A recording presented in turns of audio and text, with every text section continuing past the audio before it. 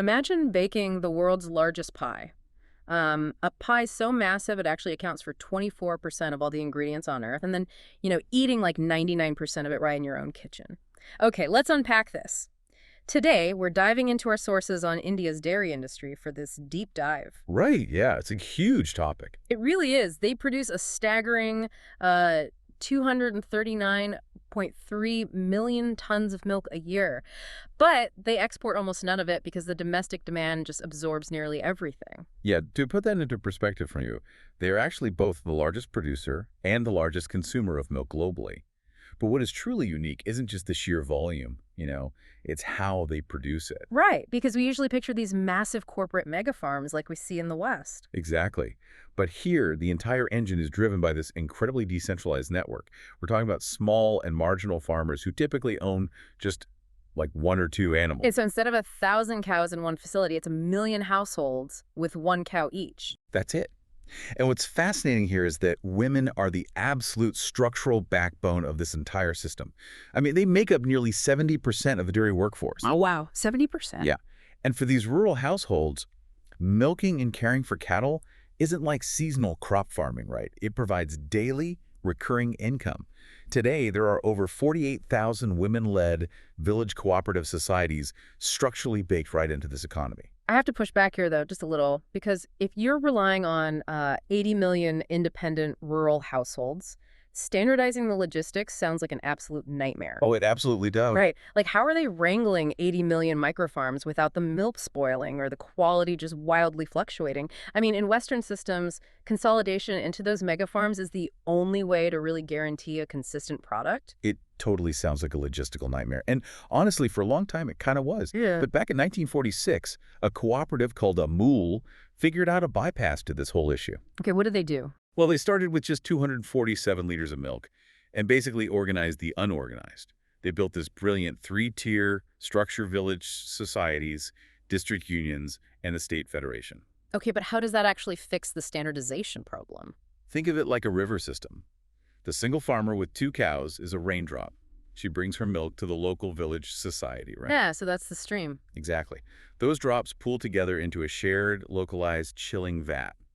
Then those streams flow into a district union river where the temperature, the fat content, and quality are all standardized before it ever reaches the state-level processing ocean. Ah, that's a really great way to picture it. It aggregates the supply instantly right at the source. And it works remarkably well. Today, Amul connects over 3.6 million milk producers and has scaled into roughly a $12 billion enterprise. 12 billion from just 247 liters. Yeah, it's wild. It proves that a farmer-owned, completely decentralized model can totally compete with private global brands without losing efficiency. But reading through the sources, there's a huge catch here. Because despite Amul's success, about 80% of India's dairy sector still flows through informal, unorganized channels, like local street vendors. Right, the vast majority is still informal. So if you have that much of the market still operating informally, how does the industry actually prepare for future growth or like global scale? Well, it requires a massive technological leap. That, combined with a total shift in what they're actually selling, the digital infrastructure they're rolling out right now is just staggering. Yeah, here's where it gets really interesting. Because if you aren't familiar, India has this massive human biometric ID system called Aadhaar. And now, They're doing it for cows. literally, Yeah. they are issuing digital IDs for cows. It's called Pashu Aadhaar. And so far, over 350 million livestock animals have been issued these IDs to track traceability, health monitoring, vaccinations, all of it. Yeah, and that traceability pairs perfectly with new automatic milk collection systems in over 26,000 village cooperatives. So when a farmer brings in her 2 liters of milk, A machine just tests it right there. instantly, it tests for quality and fat content on the spot, and she receives a direct digital payment. No middlemen, no delays. Okay, so you solve the local payment and tracking problem, but how does that unlock the global export market? It sets up what's being called White Revolution 2.0. See, when you can guarantee quality at this massive scale, you can shift from just selling liquid milk to value-added products. Oh, like ghee, paneer, cheese, probiotic curds, things like that. Exactly. Which makes total sense because liquid milk is heavy, it spoils quickly, making it terrible for long-distance export. But you can put a jar of ghee on a ship, no problem. And the margins are huge. Value-added products offer like 2 to 5 times higher margins than liquid milk.